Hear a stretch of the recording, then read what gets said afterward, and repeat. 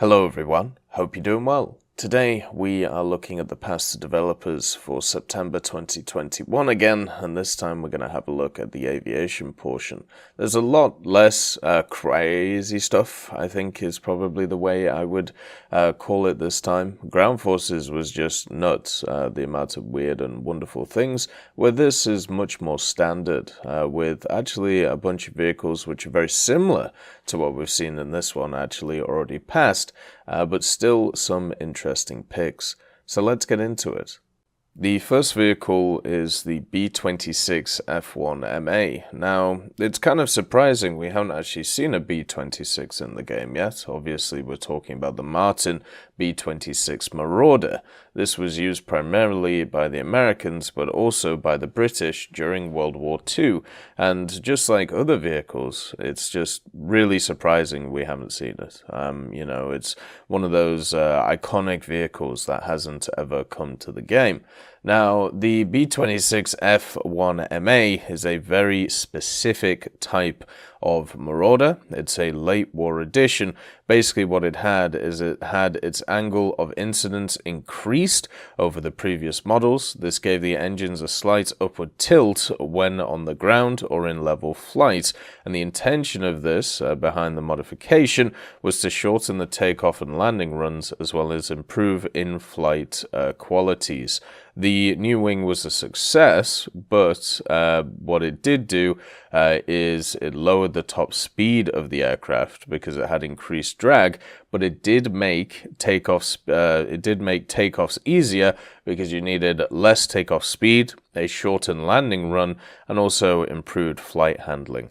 It also changed a few other things. So there was the other improvements made to the B-26F, specifically a centerline mounted vent mast which ventilated the two main wing fuel tanks, an enlarged oval windshield to provide better visibility, and then a 3 aiming device configuration in front of the windshield, a small slanted antenna on the port fuselage that was carried over from the C-45 block of B-26s, the rearrangement of cockpit instrumentation, an all-electric bomb release system, and also a backup mechanical emergency system for lowering the landing gear if the hydraulic system failed.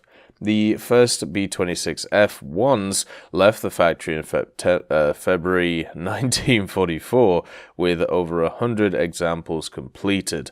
They began to be used by the 9th Air Force in May of 1944 and became operational over Europe in June of 1944. So these vehicles definitely kind of late war vehicles, but could be really nice. The frontal guns they had 4 fixed 50 cals looking forward.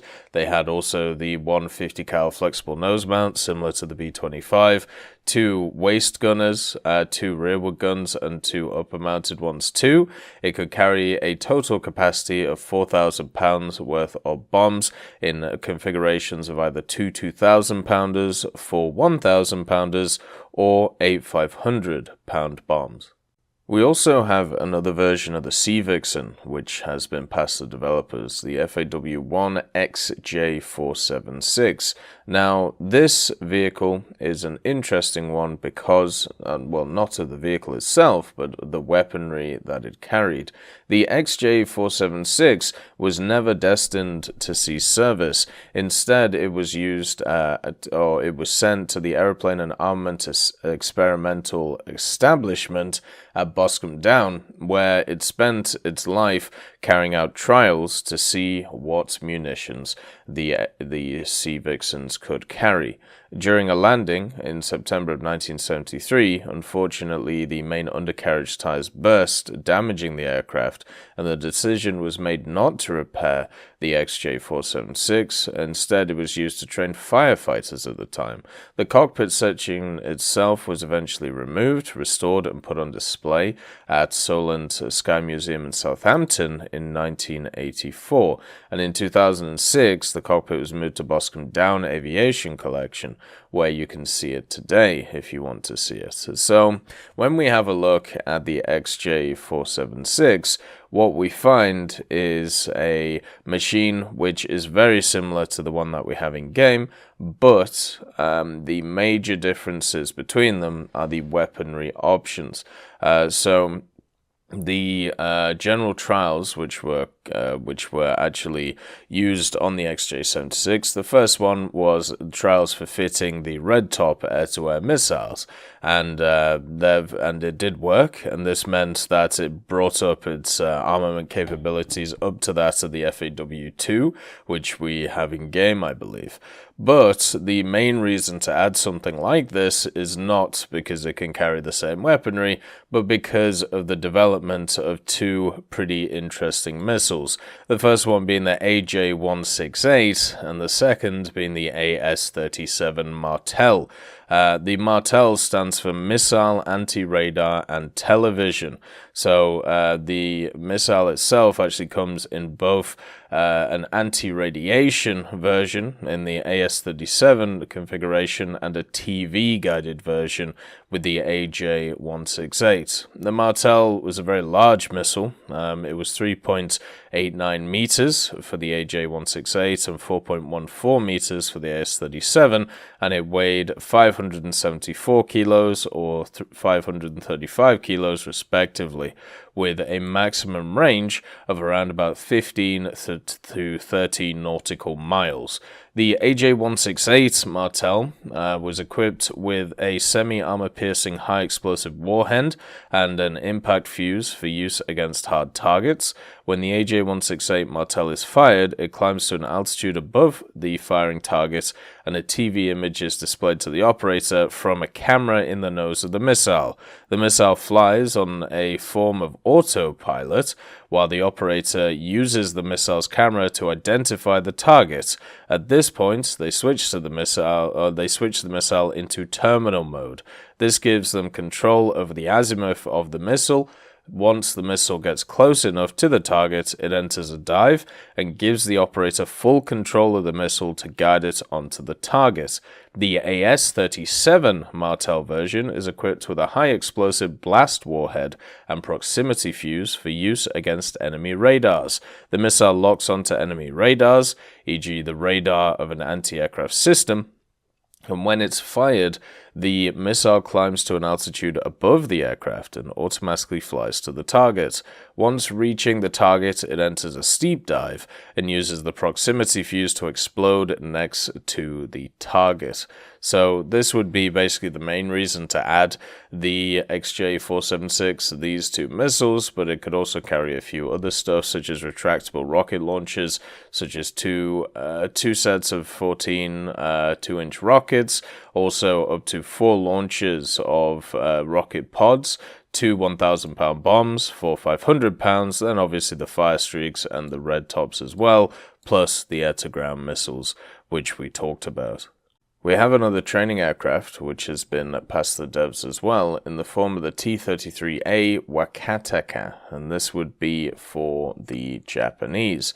Basically, when the Japanese Air Self-Defense Force was founded in 1954, what they wanted to do was create an area where they could train new pilots with new planes. So on the 20th of January 1955, the JASDF received its first jet-powered aircraft, and this was the Lockheed T-33A.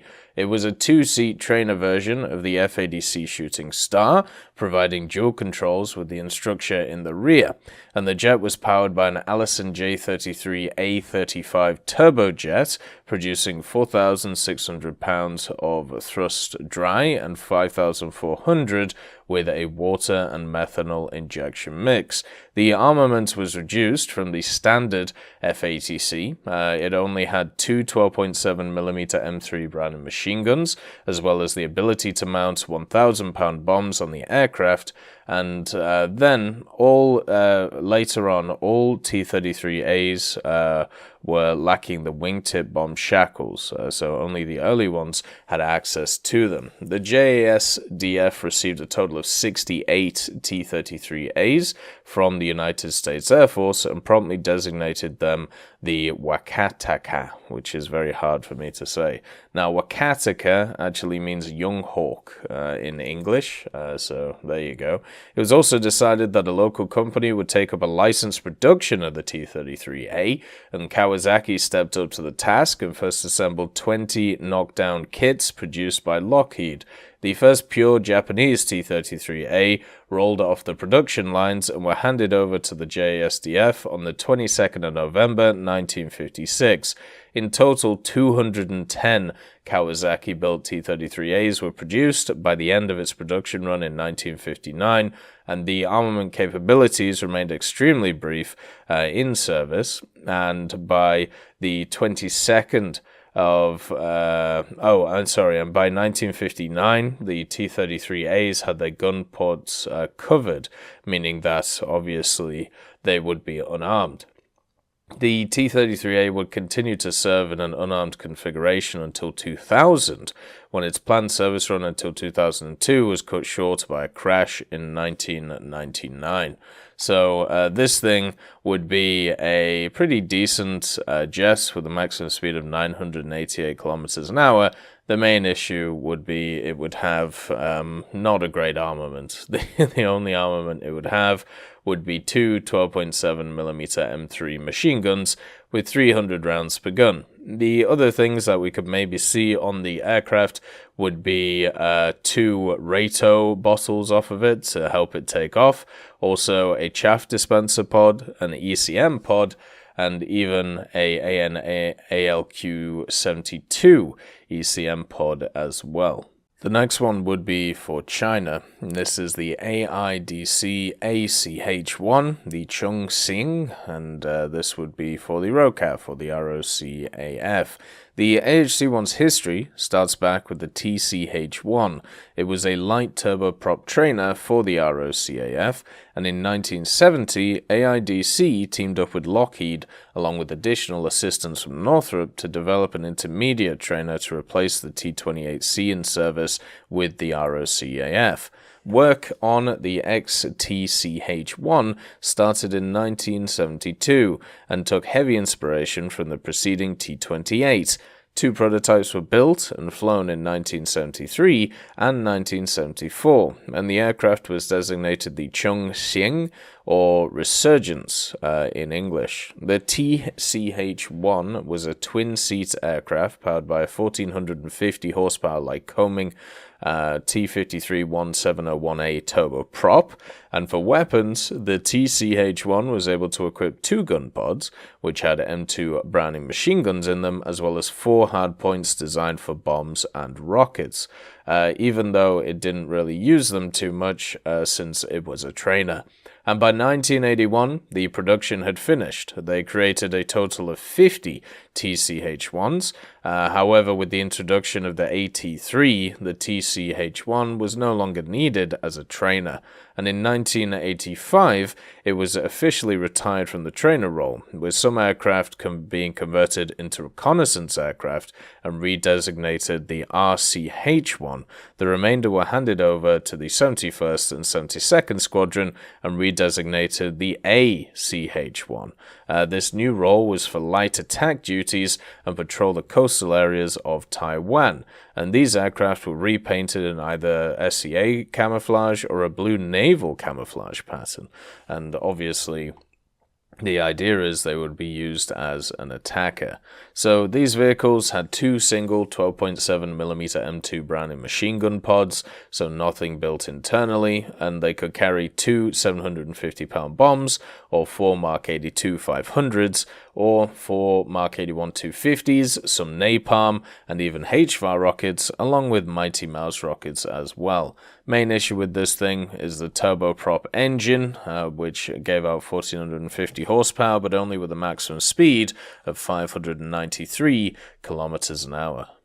The Italians get an offering with the CANT Z1018 or the CANT Z1018. This is a really awkward and odd aircraft, but basically what happened was the CRDA were looking to create a new bomber, and because of the success of the Z1007.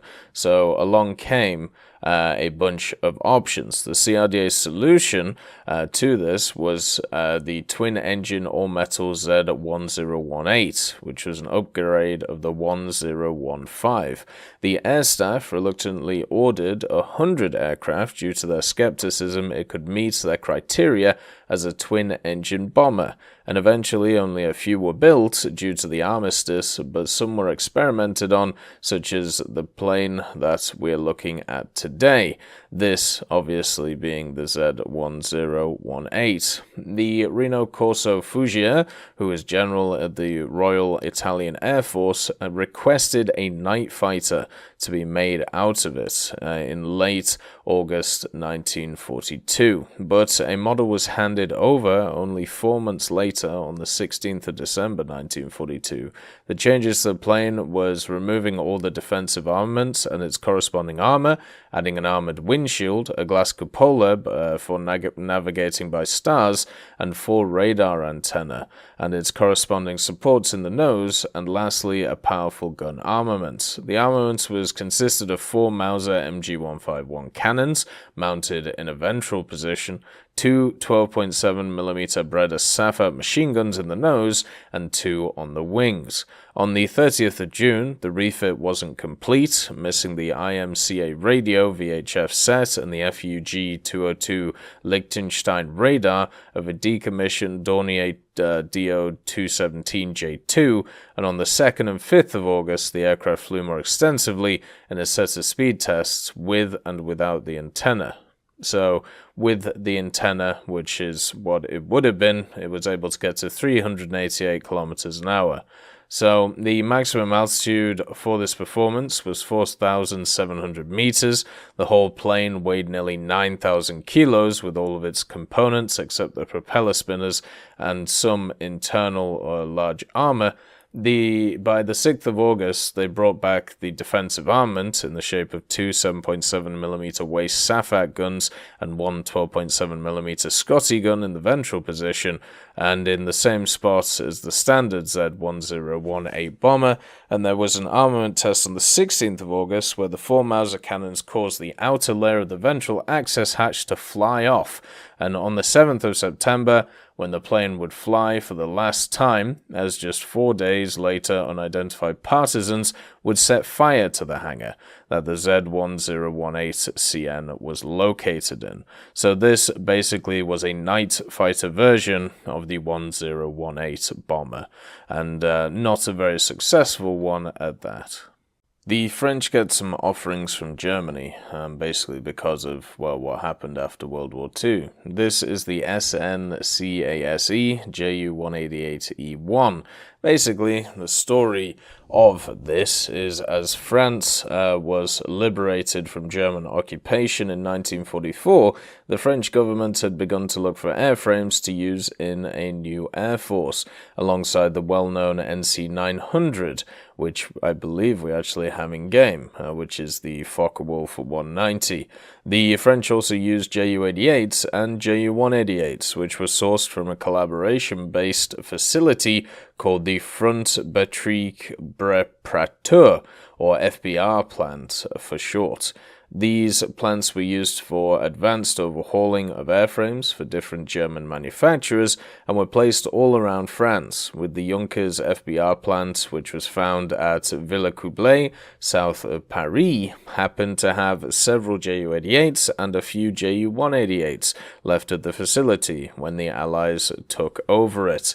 And the French had so much left over the overwar material and tooling, they exploited this extensively, using using German equipment to resupply their armies, French Panther tanks and French Focke-Wulfs, and of course French Ju-188. From late 1945, the French Navy set up several departments charged with recovering war material taken by the Germans, as well as taking German equipment for the French to use, as buying material from other countries like Britain and the US was pretty hard considering the French had no foreign currency in the immediate post-war period, so reusing German equipment was a no-brainer.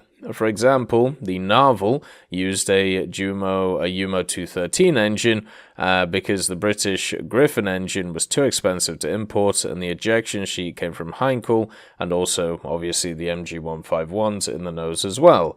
But when it comes to the Ju-188s, they operated around 5 to 12 Ju-188s built from spare parts. These airframes were used from 1945 to 1951 when they were retired and scrapped, but not before being used for naval patrol in a limited role, as well as being used for testing modern weapons, such as the high-tech German FX-1400 and also the HS-293. These weapons were tested and studied by the specialist groups, the GANES, run by Lieutenant Decay, which became its own unit over time, the CEPA. Now, this vehicle would have one 20mm MG151 in the nose, three 13mm MG131 guns as defensive armament, I believe, and also be able to carry around about 6,600 pounds of external and internal ordnance. Obviously, the engines being the BMW 801G2 radial engines, and it could carry the Fritz X and the HS-293 missiles, which would be pretty fun for the vehicle itself. And then for Sweden, we have another offering from the Viggen variety. This is actually from the AJ, not the JA, and it's the AJS 37. The AJS 37 was a modification of the AJ 37 Attacker. Unlike the AJ 37, it's a Delta Canard jet-powered Attacker made by SAAB. The planes were modified between 1991 and 1994 and were in service until 2005, with a total of 48 AJ-37s being modified to the AJS standard. The modification was made, which was the first in the modification program of the AJ-37s, the SF-37 and the SH-37s, in order to give the aircraft a limited JAS capacity or multi-role capacity.